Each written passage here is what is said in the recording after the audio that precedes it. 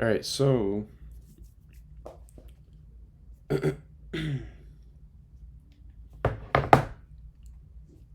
we had, let's see, 2 days of data in between the last call, this call, and right, there was a big mess here pretty much, right, due to that catalyst from Thursday, and then due to no follow through based on reaction, right? So let's see what happened on Thursday's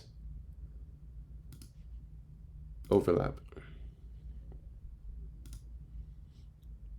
Right, we had this, this long spike that pretty much took out this previous structure point, right? Not necessarily took structure, just took the liquidity because, of the automatic reaction that came back, not even a closure there, came right back up.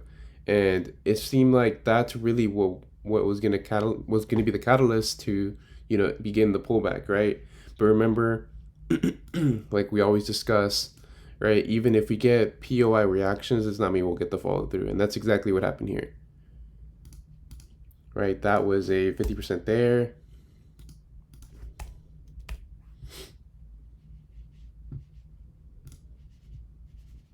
Hold on. Oh, okay. Why is my mouse fucking up? There it goes.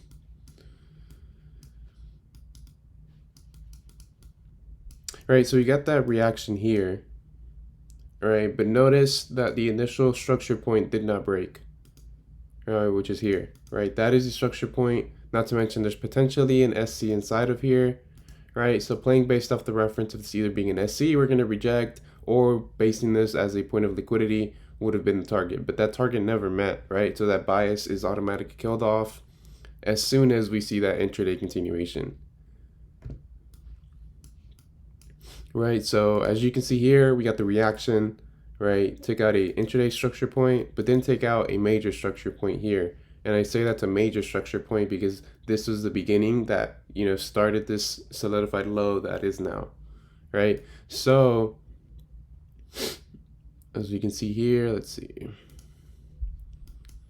right? That point was taken, right? But we got a reaction that essentially mitigated this SC here, right? That would have been your move there, which is unfortunate because it goes against the bias that we wanted. But remember, like we said, we wanted the pullback, but that doesn't mean it has to happen, right? And that's why I'm very 50-50 when it comes to just counter trending now, because usually this is what happens. As you can see here, we even got the reaction in lower time frame.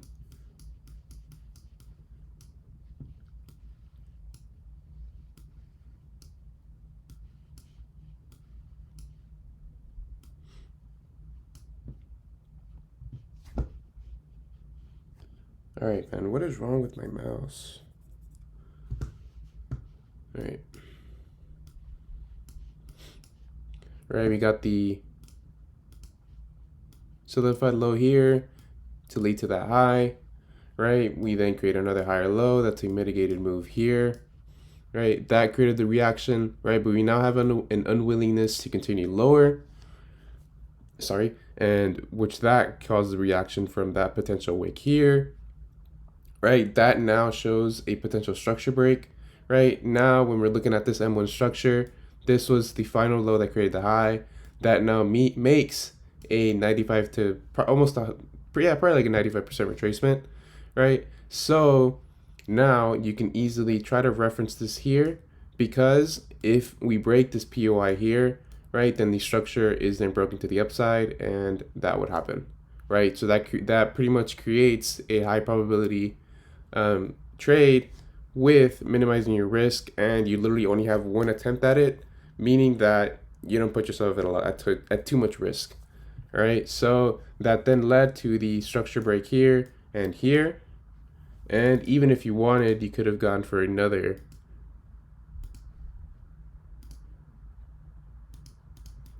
premium move here, right? Unfortunately, there wasn't really a POI to be given here.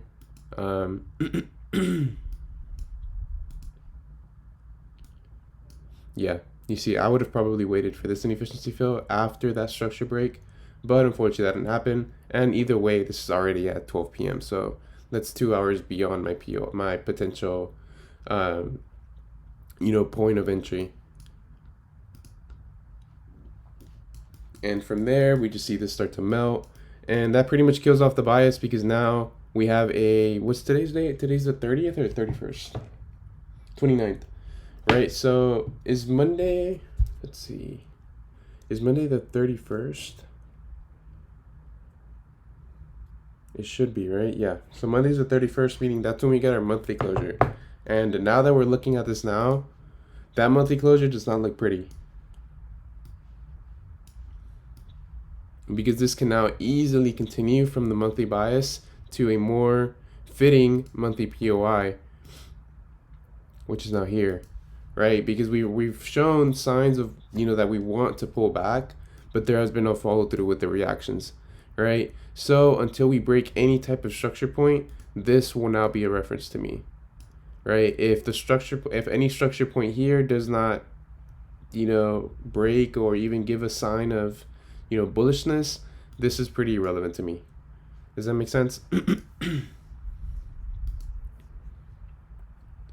Holiday in London is coming Monday, I believe. Yeah, so honestly, this is pretty much how we're gonna, leave as a monthly closure. So I'm not really too worried about it now. Just letting it, ride. Because when we're looking at EU, it's pretty much the exact same thing. Right, I would have expected some type of reaction, right, which would have been a mitigated move here, and then, potentially give a pullback now. Unfortunately, that's not what happened, and every single potential reaction, right, had no follow through. And I say that through structure points because remember I pointed this out was right structure point, structure point, structure point. Right, we're creating consistent higher lows, and we're not breaking any of them, not even testing them for the most part. Obviously, until Thursday's move, which was pretty much a mitigated move from a smaller time frame.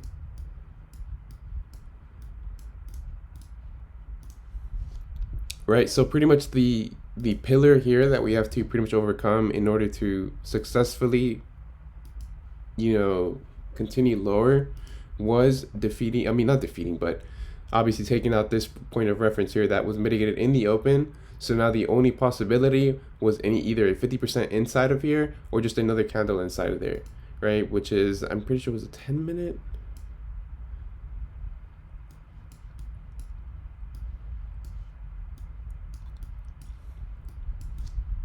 Right, which is right here. Going from the open to the low, right? This candle here, this final push was used to mitigate this and then created that upside move, right? And the issue here is if we were to come back into the 50% of this, we now leave off, potentially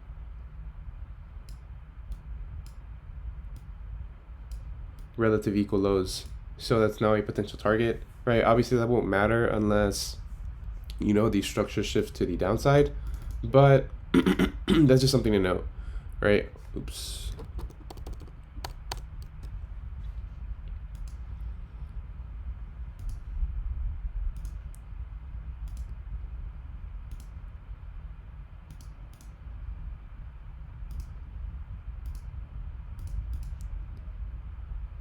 All right, just leave it at that, right? So that happened during overlap right after this reaction. Let's see.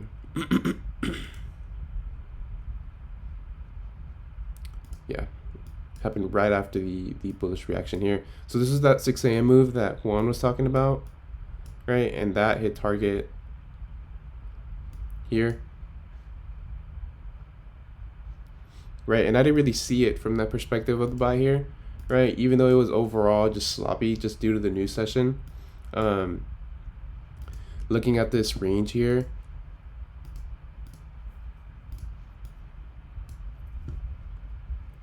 right, looking at it from the perspective of structure points now, right, we have pretty much our high here, low here, lower high, but a higher low, showing pretty much the triangle formation that we were talking about. But post to that, right, we have a liquidity graph to the downside, which can be considered a lower low on this time frame. But if you zoom out, that actually gives out just a long wick or just a bunch of long wicks. So that's more so a liquidity grab in my opinion. And from there, we had another liquidity grab up here. So it's, you know, very messy to play.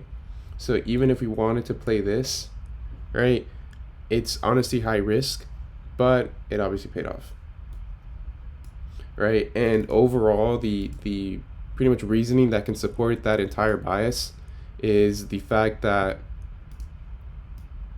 we never broke any type of structure point, meaning you should always be bullish, right? So I don't know if you guys followed that. I don't know if anybody's in that trade, and if you are, that's actually a very good, you know, trade, because now that could be potentially, you know, leaning towards that reaccumulation perspective, right? As this being optimism shown, creating a creek, and that's jumping in the creek, and we're now creating, you know, an LPS, SOS, LPS, and continuing higher, right?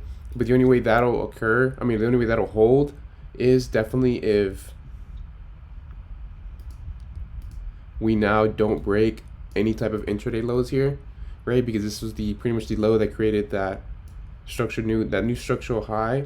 So I wouldn't really want to break this, because then that kills off the entire bias, and this now just becomes a, you know, just a messed up range, and I wouldn't even consider it a schematic.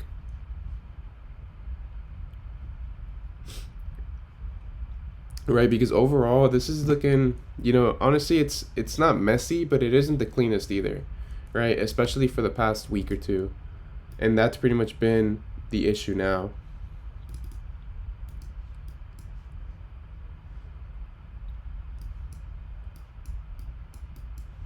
All right, so do you guys have any questions?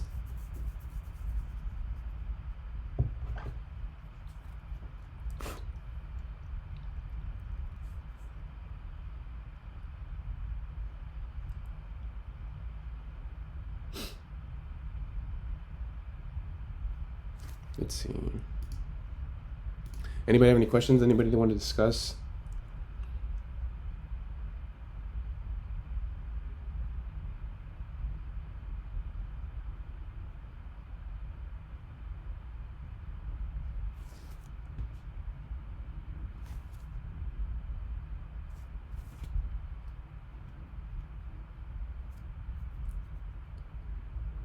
London. Damn, so you guys are just chilling then.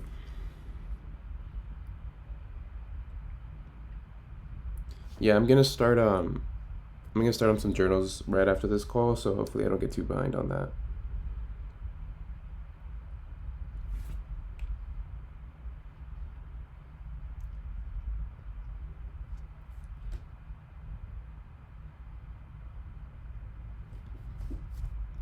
I had a question out there really related to it, but it's you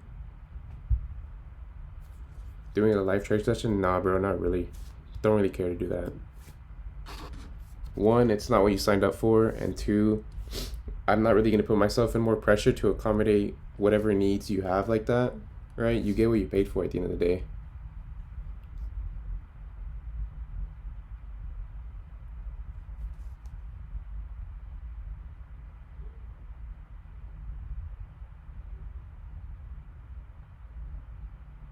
I had a pretty big issue with, you know, trying to do too much with the group. I was trying to come up with new ideas, right? You know, did the whole journal thing, right? Even opening up one-on-ones, or like doing that soon.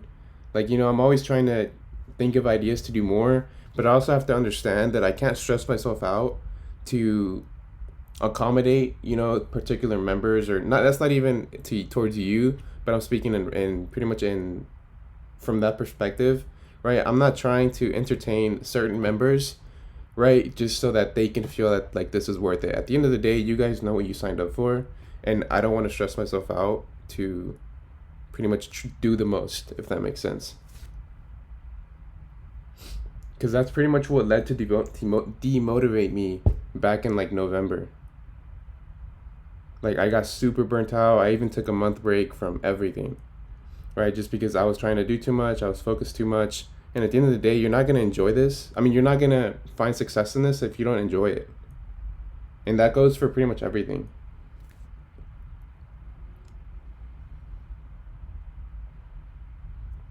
Yeah, so I try to do my best.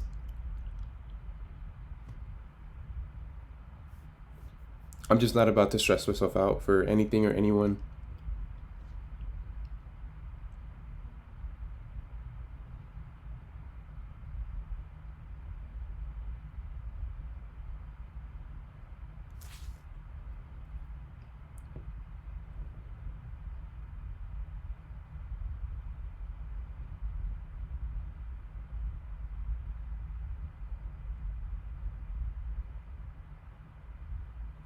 Yeah, does anybody have any questions? If not, we can end it off here. That's fine. How long has this been? Yeah, it's been 15 minutes.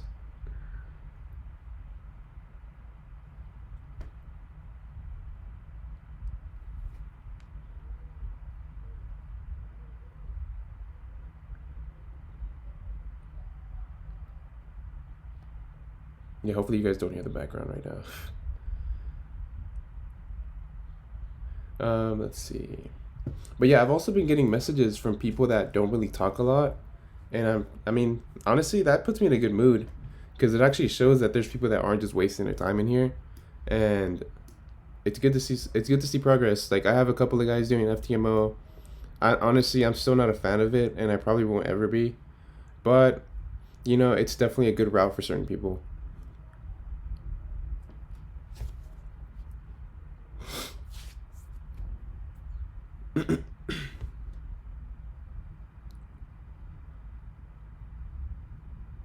Why not a fan? Because from what I've heard, right, isn't it like a 5K loss, like and you get your account taken out, right, which is 5%, I believe.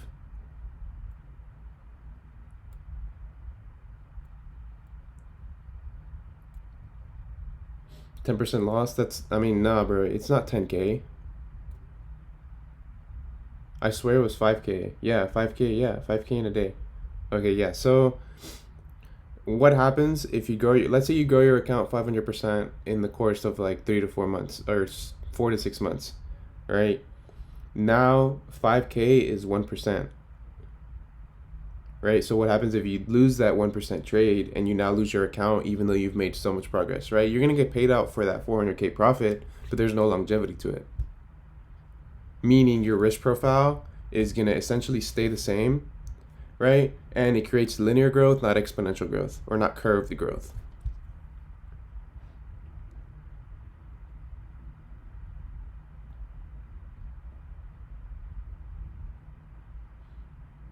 Oh, they always put it back up to 100K. Oh, okay. Yeah. So you see, so that's the same thing. That still supports that bias. I mean, not that bias, but um, it's on FTMO, right? If you always go back to 100K, it's like your growth will always be linear, which means there's no longevity to it.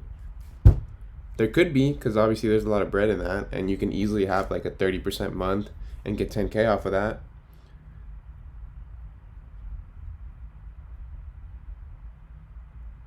Yeah. Look into click funders. Never heard of them. Let's see.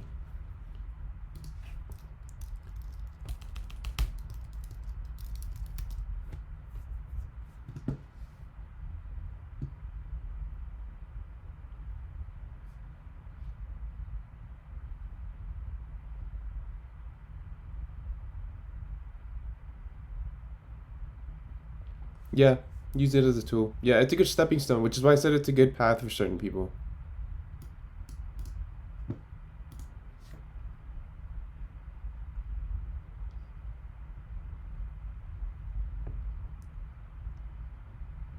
So what's the difference with this and FTMO?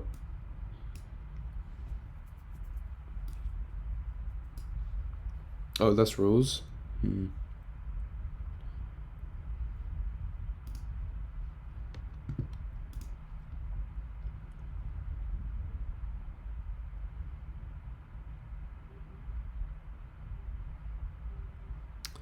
Okay.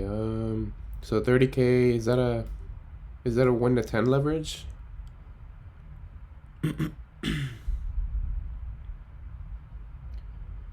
Max daily loss limit in USD on 100K, it's $500.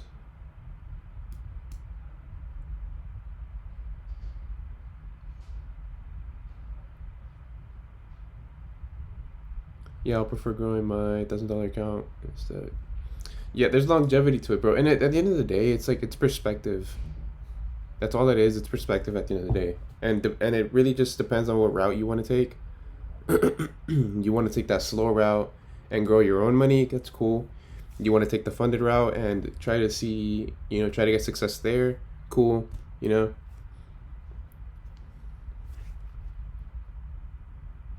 I don't like that though. Daily loss, $500 on a $100,000 account. That's 0.5%. And how much do these cost? It doesn't say.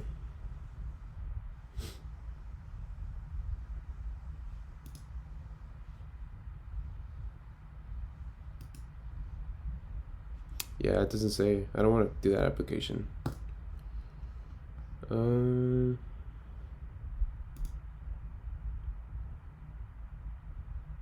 this is 1-to-1 leverage, so it's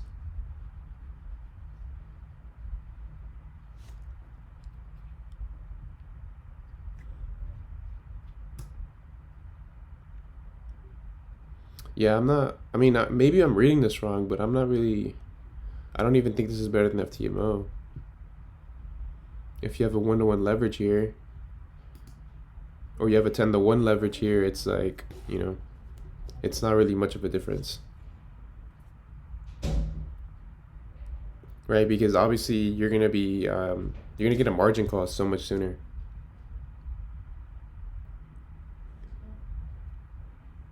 Yeah. Because what's the leverage on FTMO? Is it like 200?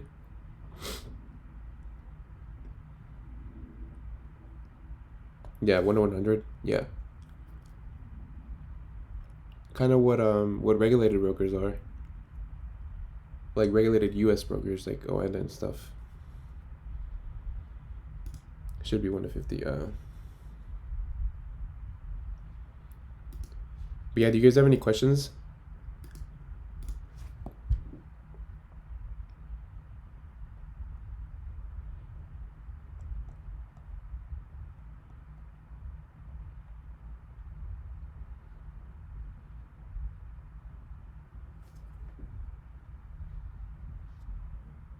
All right, cool guys. We can end it off here then. All right, my bad guys for being late again. Yeah, I for sure have surgery at Tuesday, like early in the morning, like 7, 8 in the morning. So hopefully that goes well, and I'll see you guys next Saturday.